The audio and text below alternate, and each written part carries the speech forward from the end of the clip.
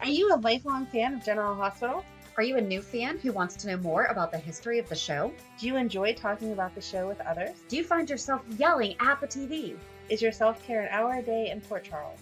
If so, we invite you to join hosts Amanda Kimmel and Shannon Coach at the place where all the hidden conversations take place and secrets are revealed. Meet us at Pier 54, A General Hospital fan podcast. Hi! Hi! Welcome to the Port Charles 411 on February 27th. Happy birthday, Amanda! Yay! Happy 40th birthday to me! Happy 40 to you. Your birthday present is Oh, my birthday present was awesome! a conversation with Réal Andrews, aka Taggart, Marcus Taggart. He was so nice. I could have talked to him all day. Yes, so we had the extreme pleasure to speak with Réal, and there is going to be two parts to it because during the first part, he was stuck at the DMV. So just so everyone knows, the DMV does not cater to actors, apparently, because he was waiting in line, just like we all do. But so Why have kind to and do didn't that? cancel for us. I have to renew my driver's license. He Better just get on that. Reminded me of that. But, you know, he didn't cancel on us, went ahead and honored his commitment, so Yeah, he was awesome. it was great. So we hope that you enjoy our chat. So just thank you so much for agreeing to talk to us. Of course, it's my pleasure. We do a General Hospital fan podcast, and I was really excited when you came back. Oh, no. So starstruck by you. She was talking weeks and weeks before they even announced that you were coming back, that you should come back. So we were very happy that you're back on the show. Well, thank you. I'm very grateful to be back, and I'm grateful for you all. I like to call you. I don't like the F word, and I'm not talking about the four-letter word. I'm talking about the three-level. Is it? No, it actually is a four-letter word. No, but I like to call them GH champions because. But I'm very grateful for my GH champions and the support that I get from you all. So. Yeah, I was really not surprised, but happy to see how many people were as excited. You know, I didn't see any negative. Everyone's like, oh my gosh, Taggart's back, and we don't do spoilers at all. And she texted me the day before and she's like, I just have to do this. And she told me. So it was really. I'll be honest with you. The same, man. I am just humbled. As you know, it's been 17 years. I don't remember Taggart being that popular. And yeah, I just was overwhelmed, extremely humbled and grateful for the response that I got and the response I'm getting. And like yesterday when it came out that I had a daughter, it's like, oh my gosh, they're flipping out. Well, amazing. So we do 2 episodes a week. On Mondays, we do a recap of the previous week's shows and basically like our opinions and just our talking about it. And then on Thursdays, we do the Port Charles 411, which is more of an information session about different topics.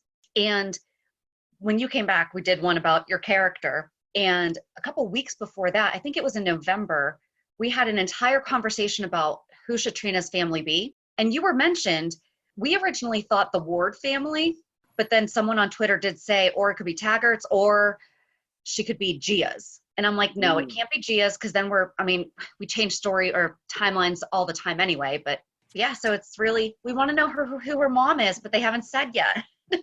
Yeah, well, you ain't going to get that out of me. So, but I know. We don't want it though, honestly. Like we don't, because we like to be surprised. Right.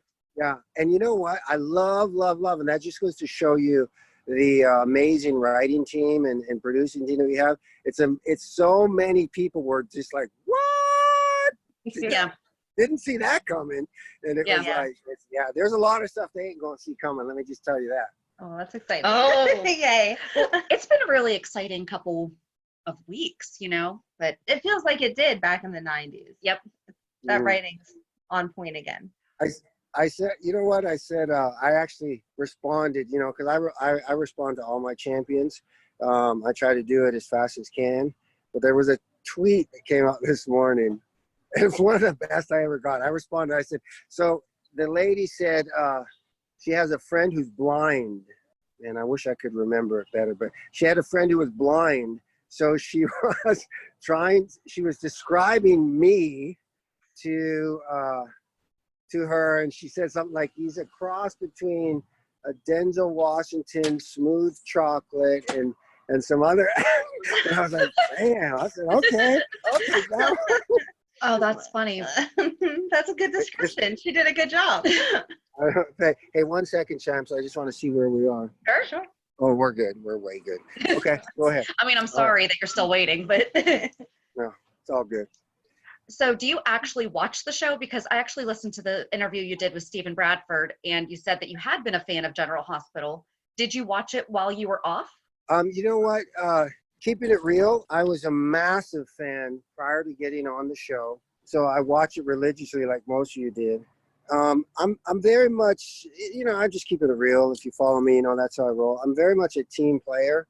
So when I wasn't on the show anymore, I wasn't watching, because I was on different networks for different shows. Mm-hmm. And so I'm like the biggest, when I'm on that network, every TV, every whatever's on the house is on. And part of it also was, if you follow me, the last 17 years of my life have been challenging by decisions of my own, and with, alcoholism and drug addict and all that kind of stuff. And so a lot of it was denial. I was angry at the wrong people, now realizing now that I'm walking a different walk in my life and being sober, that the only person I had to blame was myself right here. So extremely grateful. So part of me was like mad at, wow, they don't have me on the show anymore, so I'm not going to watch it, or the network or whatever. But I was the only person that I needed to be mad at. And so when I got the second chance, so I like to say, I was extremely grateful. And then I automatically really got caught up with everything because I wanted to know what everybody was doing. Of course, I stay in touch with Maurice. He's like my BFF. So, but that's the best honest answer I can give you that way. Yeah.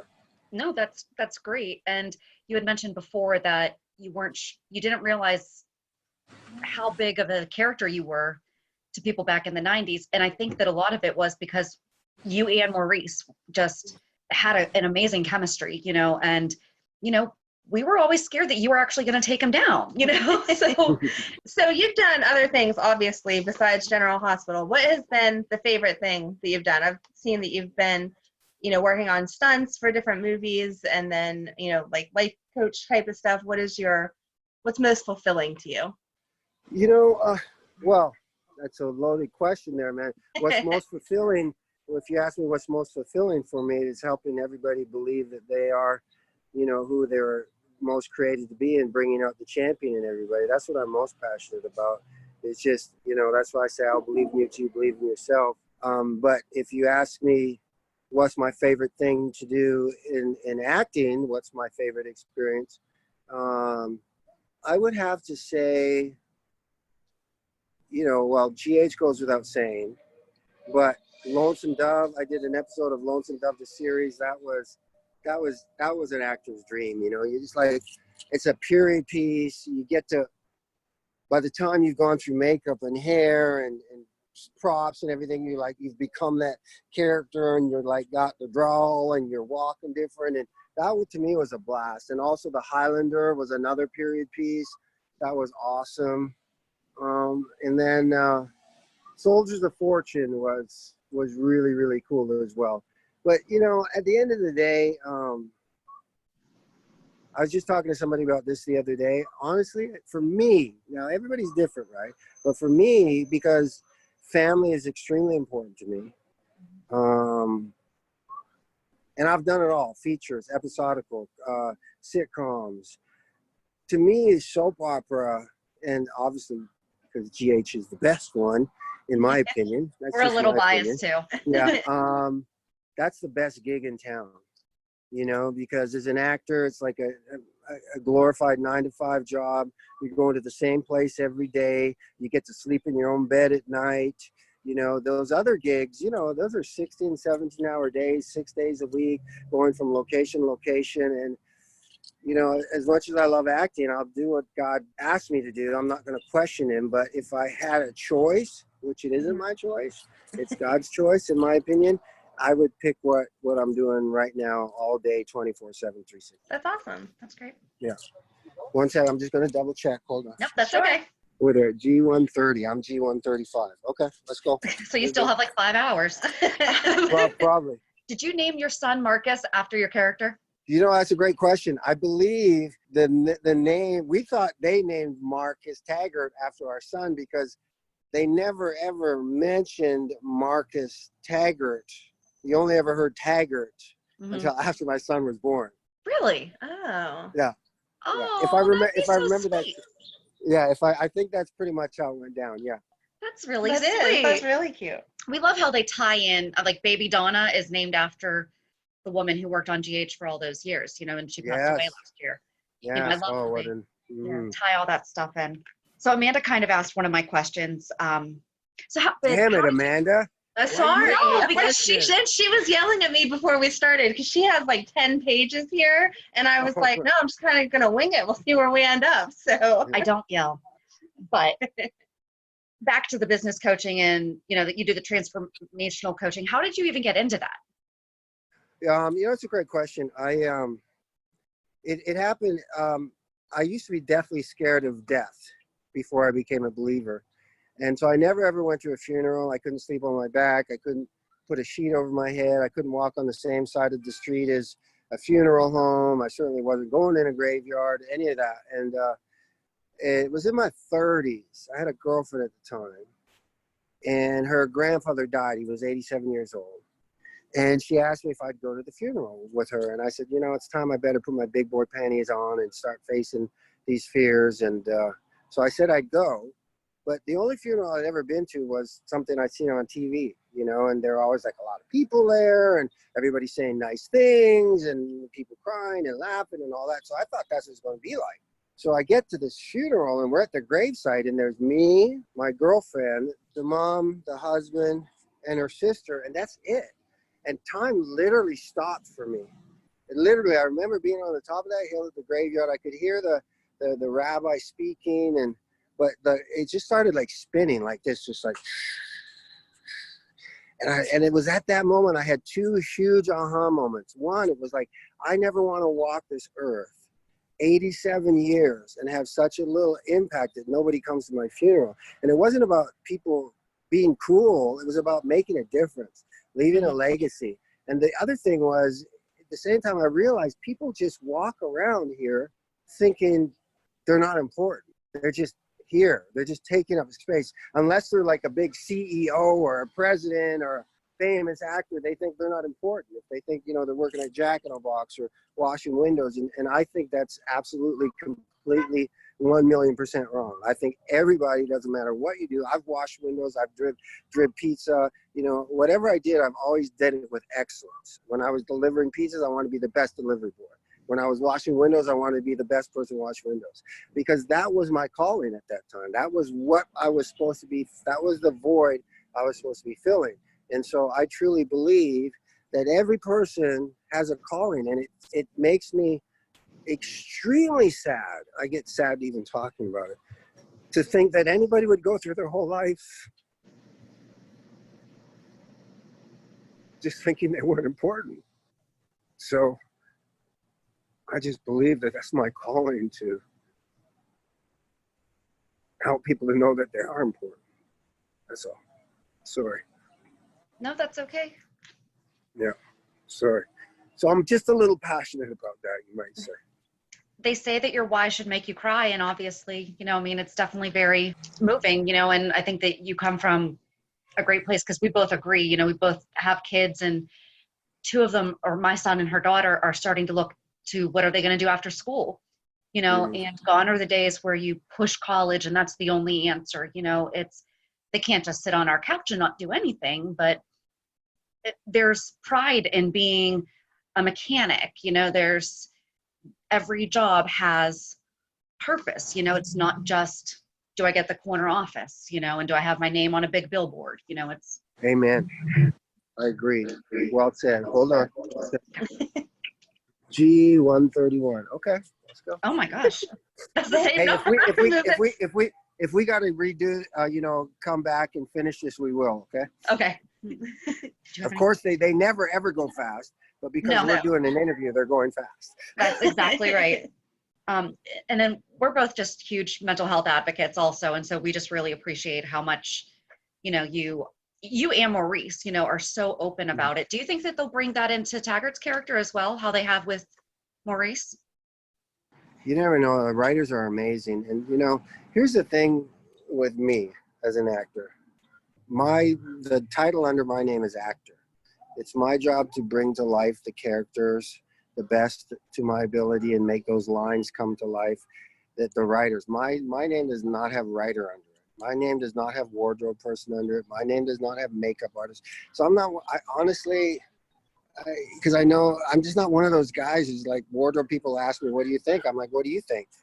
You're the one who's going to win the award. They're like, well, what do you, I'm like, hey, I got faith in you, man. Whatever you think my character should be doing and playing. But what I do know about the GH writers, and they're very, very good. They're very, very smart. They're very, very great at, I believe they do research on us because of the way they write us. You know, GH is, people say, how do you do 100 pages a day, dude? I work really hard at it, but when I'm on GH, it's not that hard because it's just the words that I say just seem to be natural, and that's great writing. Uh-oh. Oh, someone's not happy. Yeah, he's not happy. Yeah. No, but you're right. I mean, I it's think great how they bring, some of that stuff into you guys, but it's just nice to see, there is a big shift going in mental health right now that, it's more awareness and acceptance, not other things. So yeah, it's very nice to have. It takes people like me and Maurice and others. It's like, it's very much shamed, as you know, but now it's becoming a little more accepted. But, because even for me and Maurice to come out like we do, it's great for a lot of people, but there's still people out there that think of you different and judge you different and stuff like that. So it is what it is. I don't care. If I change one life, I'm okay with that. Exactly. My daughter's autistic, and so I deal a lot with people having opinions about that. And, stopping the stigma and everything like that. And then you're awesome with everything that you do. She's a huge advocate, and it's amazing. And my oldest daughter is bipolar, so it's a struggle. Oh, wow, we got a lot. No, you got to go the other way. We got a lot in common. Hold on one sec, champion. Okay. Are we on G? Oh, you know what, champions? They're on G134. Okay. So let's pause and continue this interview. Okay, sounds good. Thank you. Thank you. Champions. Thank you. God bless. You too. Amanda, guess what time it is? What time is it? It's time for me to pick out my FabFitFun selections. Oh my gosh, you were so excited with the last box. What are you going to get this time? I love FabFitFun. Seriously, I've been using it for over a year, and at first I was like, do I really want to, spend money on that? Yes. I know how excited you get you over were. $200 worth of products for only $49.99, and it's once a quarter. That's not bad at all. No, not at all. One of the items that I'm getting in my spring box is a light therapy anti-wrinkle light. Ooh. I've seen them listed other places for well over $100, and that's going to be included in my box. They also have robes, different lotions, sprays. There's a really cute umbrella on there.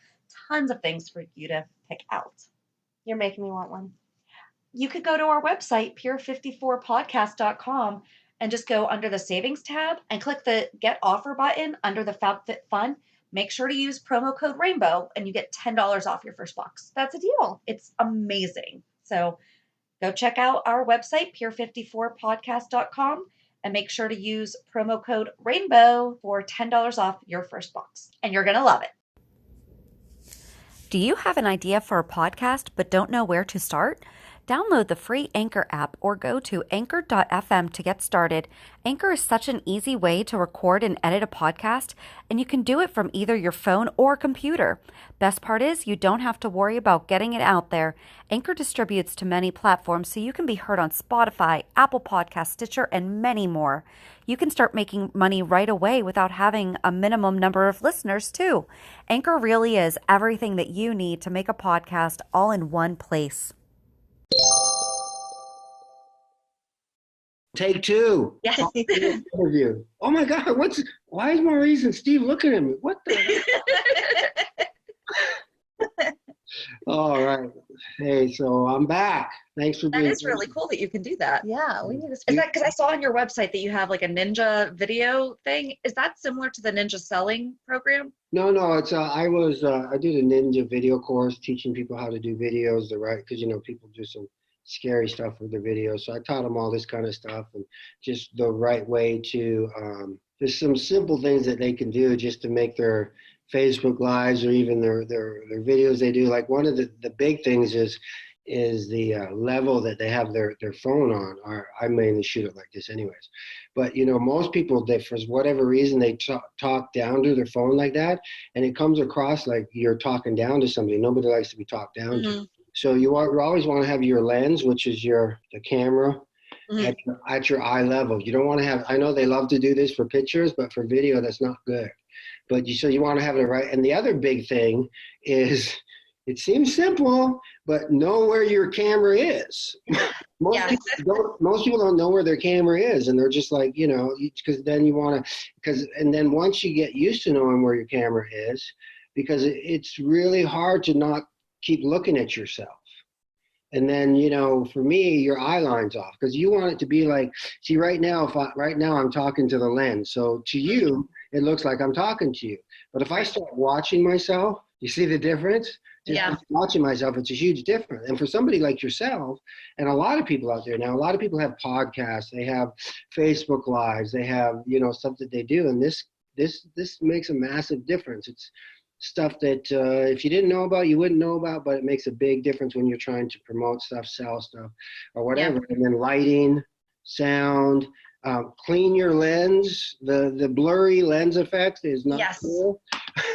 I'm in real estate, so I have like a cloth in at all times, because you just never know when you're going to have to take a picture. And yes, that's awesome.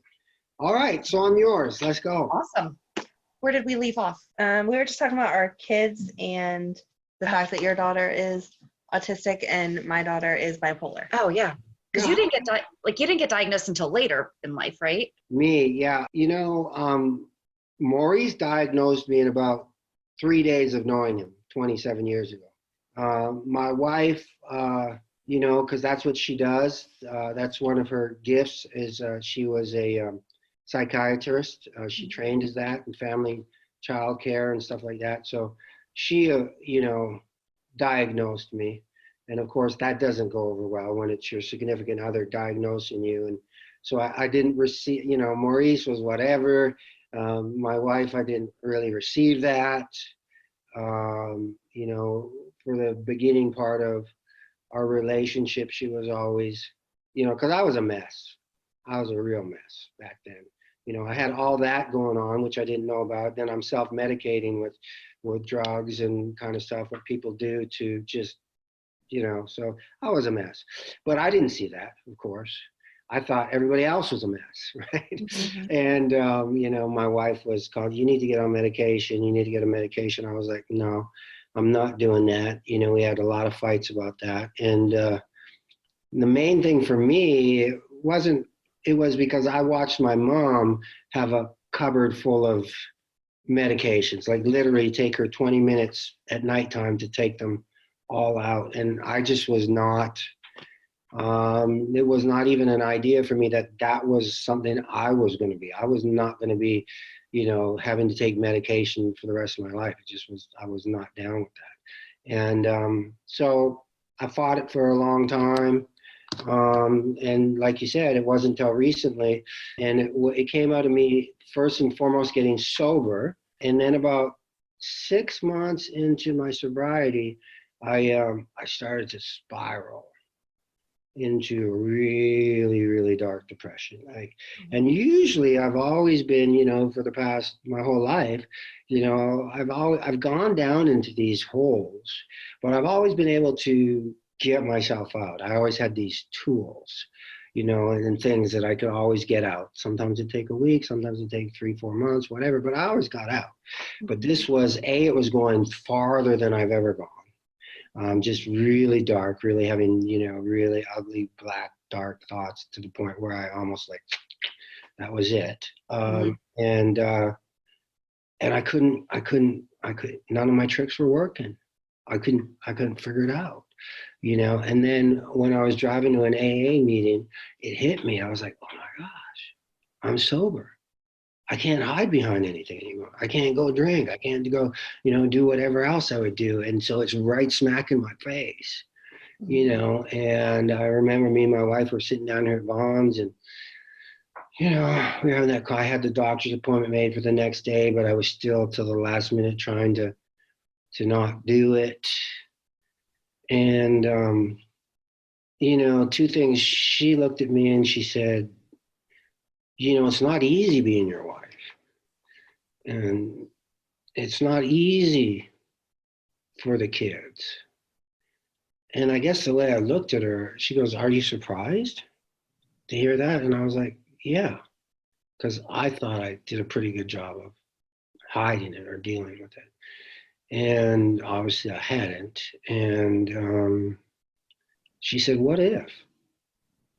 What if this could help you to be, you know, normal and not have to do this up and down and stuff like that? So I went to the doctor, and I still, even after I got officially diagnosed as bipolar, to manic depressant, and got put on medication, I still kind of fought to the last minute of taking the medication, but the best thing I ever did.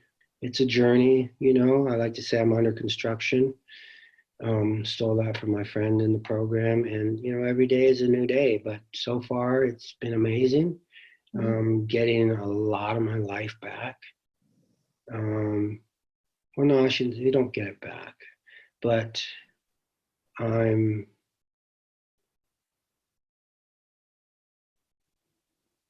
starting to enjoy. There's a lot of work to be done, as you can imagine. There's a lot of damage with my family, my kids. But at least I have an opportunity to fix it and to live a normal life. And, you know, along with a company that I've partnered with, Amari, which is the #1 mental health wellness company, and stuff that we do with that. It's inspiring. But yeah, I wish I would have, you know, I talked with one of my sons is, you know, probably even, it's funny because having a conversation with my wife the other day, and here I am again being in denial for my son, I guess. But, you know, I had a conversation the other day, and I was just like, the great thing is that you recognize it and you're willing to see if it's an issue and take care of it. I wish I would have known it at your age and not have to have, not so much me, you know, because I can deal with, but it's the people that I've put through hell. Mm-hmm. Yeah. It's tough, yeah. It's awful. It's awful going through it as a parent, and I can imagine it's awful going through it yourself. So. Yeah. Now, you guys, I meant to ask you, it's freaking me out having Steve and Maurice in the background. So I was going to, because you don't look, I thought you guys were like in high school. You don't look that old. We have high schoolers. Thank you. Yeah. You're married, you got kids. How young are you? I will be 40 next week. Shut up. Are you serious? Yep. I thought you were not even, I thought you were a teenager. Well, thank you. I appreciate that. How old are you? 37. Oh my gosh, you guys are killing me. That's awesome. Well, thank you very much. Where do you live? Pittsburgh. Wow. Pittsburgh Steelers. You ever been to the East Coast? Yeah, you guys are crazy. You guys going to the football game. Actually, neither of us, we don't care. Yeah, we're not sports girls. You had mentioned. Now, GH was at the stadium in 40 below. We'd be there in a heartbeat. We went to one of Steve's shows on a Steeler game night. Oh, there you go. So, yeah, the whole city shuts down for it, but we don't care. No. I used to work in a sports bar, though, so kind of the same as when you got off GH, Right. I stopped watching. Once my tips and my money didn't matter anymore, I was like, all right, I can do things on Sundays now. And I just never got back into it. So, yeah. All right. Cool. So, next. I'm taking a picture.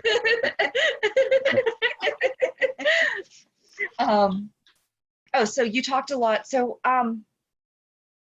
do you read a lot? Do you listen to a lot of podcasts, like motivational or professional development, personal development?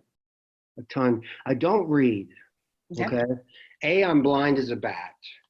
So, and it would be an easy concept just to put the glasses on so I could see, but That would be too easy. But no, I'm not able to see that well, and B, I'm really not a big fan of I don't have the patience. So, but I do listen to a ton of audiobooks and podcasts. Like basically, my morning routine is, I get up about 3:30 every morning. Just I don't use an alarm clock. I just wake up. It's amazing how many times I wake up exactly at 3:33. It's pretty crazy. I like to come down. I take all my supplements. I like to make a hot drink that I have with some of my supplements, and I'll just sit there and have quiet time, what I call quiet time. It can be 10, 20, 30 minutes. I don't know. Hang out with me and Diamond. And then from there, what I'll do is I will, I'm usually on my way to the gym by then. I got my headphones in. I'm listening to worship music. I always start with worship music first. Mm-hmm. And from there, I will go to personal growth. I have a podcast I like to listen to. My favorite podcast is The Quote of the Day Show. It's a great podcast I listen to. And I got a ton of books. I mean, I love to listen to books. And then from there, I'll go to, by then it's about time I'm finishing my workout, and then I switch to some of my more, grinding music. I don't listen to any music with the N-words in. I don't listen to music with profanity. I don't listen to, I like house music. I like techno, but once again, with none of the things. I like reggae. I like classical, good old rock and roll, stuff like that. But I'm a big fan of, being very particular outside of that last bit of my workout, which is a bit of fun time. But other than that, I'm not really listening to anything unless it's feeding my brain, because I have too damaging what these songs and things are doing to the kids these days and everybody else. So, yeah. It's like these parents let these kids listen to this stuff, and then they don't understand why their kids are acting the way they are. And it's subliminal implantation over and over and over and over and over again. Hitler understood the power of that. Yeah. So, but yes. Okay. What's your favorite audiobook? I have a whole bookshelf full. That's why I was like. Yeah, I got a few. One actually I just gave to Mark Teschner. I actually have pretty much hard copies. Can't Stop Me with David Goggins is another one. That's one of my favorite ones. I love that. John Maxwell, 21 Laws of Leadership. I'm trying to, because I want to give you some good ones here. Hold on, because I've got so many I forget them. But, have you ever read Bob Goff or listened to it, Love Does or Everybody Always? No, but I'm going to write. I think that you would like them because they're also faith-based. What is it, Bob Goff? Bob Goff, Goff, and the first book is Love Does. Okay. And the second book is Everybody Always. Everybody Always. Okay, awesome. And he narrates his own books, so I listen to a lot of audio in the car, but there's certain people that I can't listen to somebody else. Oh my God. Like, okay, it might be great content, but I can't listen to you. So I know it's well, I'll come back to this answer. It's uploading my books. Okay. So, but yes, I'll write that down. I'm thinking of, obviously I love Zig Ziglar stuff, but there's some really cool ones.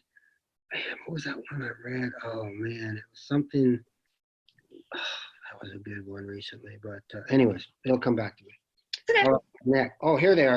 Okay, they come. So here are some: The Heart of Leadership, Home Run, All In. Oh, All In.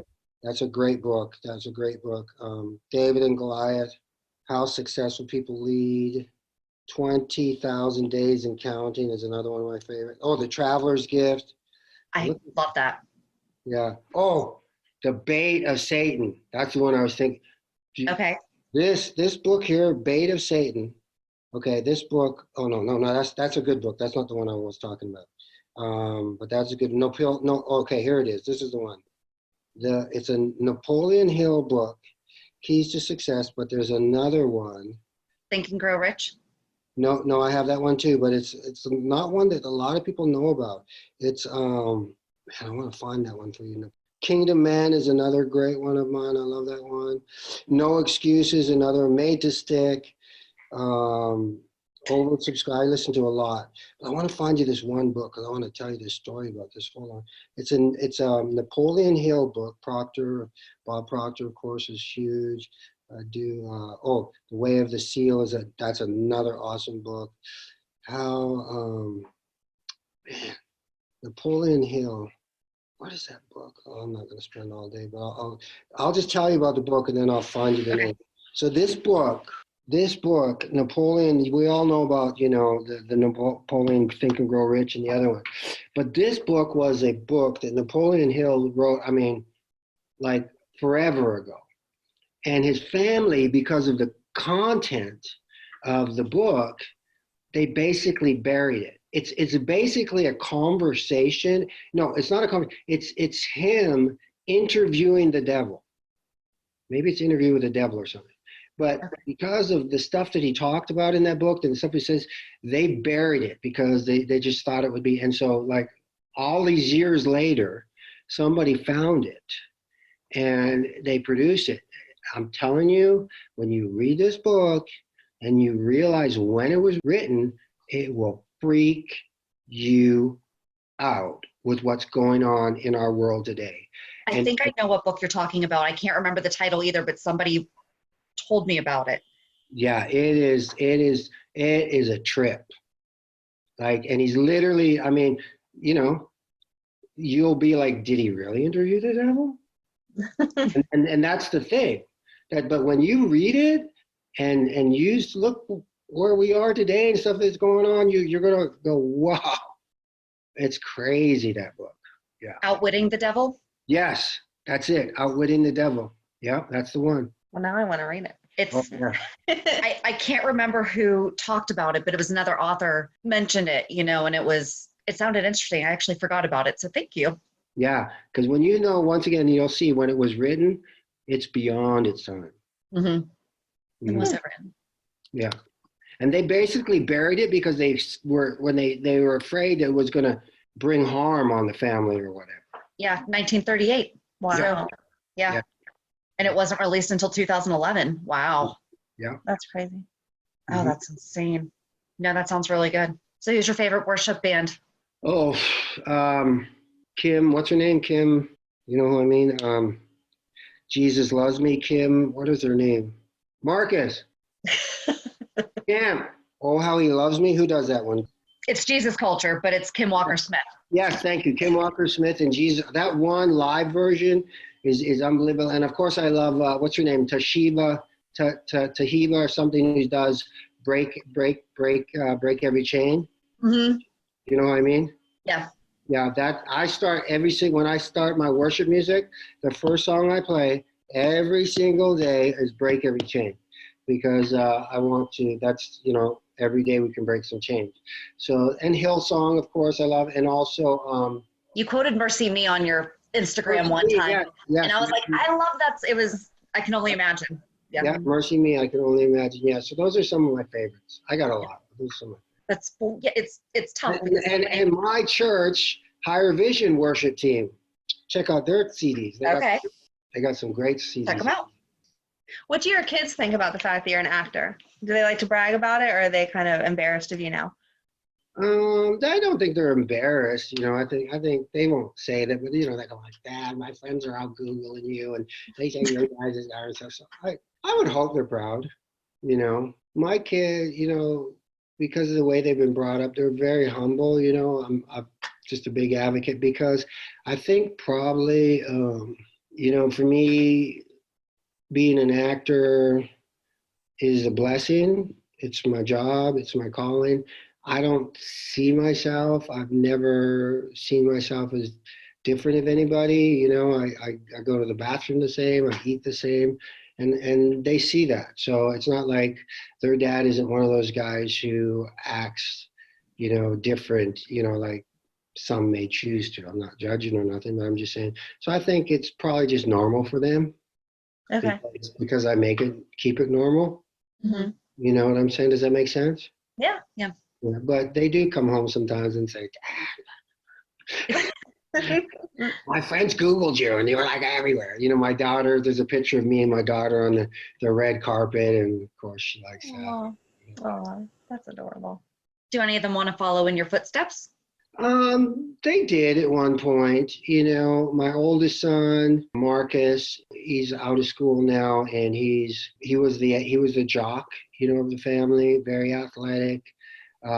He's, you know, very bright, you know, and he's actually looking into getting a job behind the camera in the film industry right now. And so that's kind of where he's vision on. Nathan, my middle son, is a genius beyond a genius. He's just like brilliant beyond.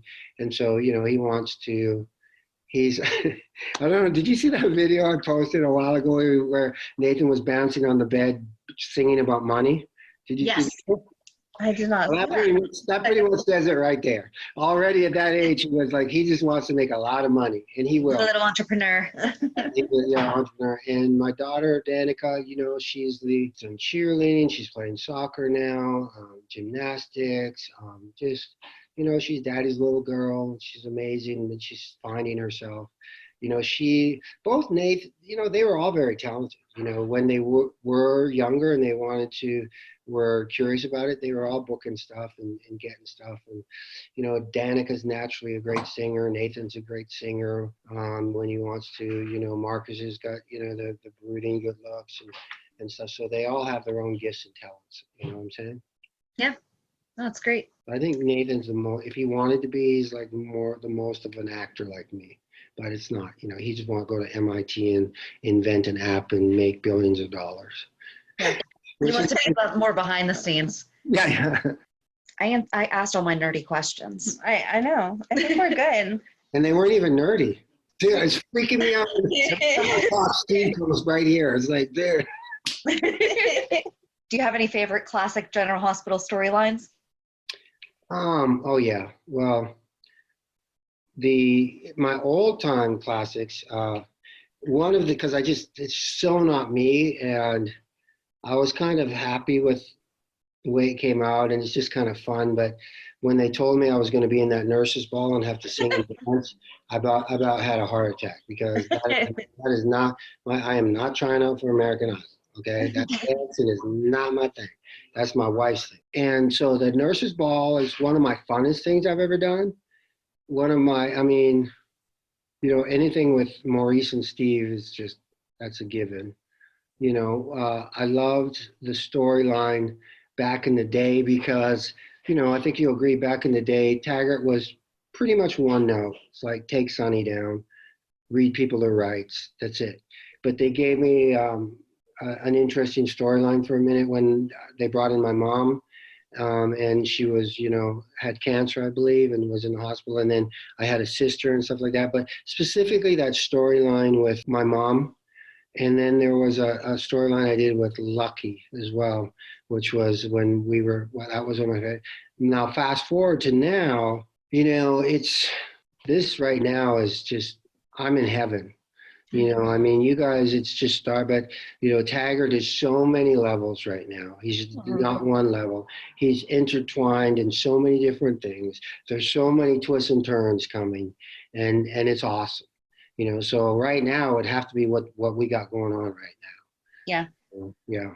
And now that we've established that you are Trina's dad, you know, it's like you have stickiness. You know, you're not just, in our opinion, going to be gone in like a month or anything, because Trina's been around, so Dad has to. We've always wondered where her parents are. So Right? She just showed up. Yeah, she did. Go ahead. That goes okay. So when you came back, someone mentioned it was on social media, that back in the 90s there was rumor that they were going to have your mom marry Mike. Did you know about that? Was that actually a thing? Oh, Mike as in Mike Corbin, like Sonny's dad. Sonny's dad. You know what? I remember something about that. And there was also, remember back in the day? Now, I can't remember if it was wishful fans creating this or if it was actual, but I remember there was a lot of talk about Taggart and Sonny finding out that they were half brothers. I remember hearing that. I think it was us. Wishfully thinking. Fans, you guys created that? Yeah. But you didn't have writer underneath your name, so it didn't happen? No, didn't happen. We do think sometimes they listen to us, though. Yes. But we like to think that because we throw out suggestions every now and again. But no, because when someone said that, I'm like, that would have been so messed up. That would have been great, though, because, Sonny would lose it then, wouldn't he? Yeah. It's interesting because you guys both had different upbringings, and then, that one pivotal moment shows which way you can go. And, it's just, that would have been awesome. Yeah. Did you have anything? I know. This was such a good interview. Thank you for talking with us. Well, my pleasure. So, and, I'm gonna, because both of you guys with their issues of mental health, I got to run. I'm going date night with my wife, but I definitely want to talk to you about some things I'm part of and doing that, I'm looking to lock arms with champions like yourself and where we can make a difference. I'd like to just say once again, thanks to everybody. I am so humbled by all your support. I appreciate it if you could follow me at Réal Andrews on Instagram and Twitter. And, if you like what I'm doing, you know who to reach out to at ABC and let them know. It doesn't hurt. So, and I appreciate you too, Amanda and Shannon, for reaching out. This has actually been one of my favorite interviews as well. So if it wasn't, thank you. I'm going to come back for part 2 if it wasn't. Absolutely. And, I'm just going to talk for both of us that I think that we would be honored to help with anything that we can. Great. Thank you so much for your time. We really appreciate it. Yes, thank you. You too. All right, bye. Have a fun date night. All right. Thank you. Great. Thank you so much. Take care. Bye. Bye.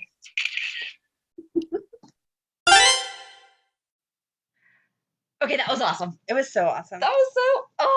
He was so easy to talk to. Did I fangirl too hard? You didn't, but it was so cute. You guys, I wish you could see Shannon's face when he first came on the screen and said, okay, so go ahead, start. I can't even remember what exact words I don't he remember used, either. but something like, shoot me the first question or whatever. She totally fangirled out and could not speak for a second. And it was the cutest put my head thing. down. I'm like, hi. It was the cutest thing you've ever seen. It was adorable. I'm like, don't talk to me. I loved it. But I mean, he's just so down to earth. And like you said at the beginning, it's like, yeah, he has to deal with the DMV too. He's peeking in, trying to see if his number's being called and yelling at his kids in the background to be quiet for a minute because he's on the podcast. He's totally real life. I loved it. It was great. So what was your favorite part? When he told us that we didn't look as old as we are, obviously. That was great.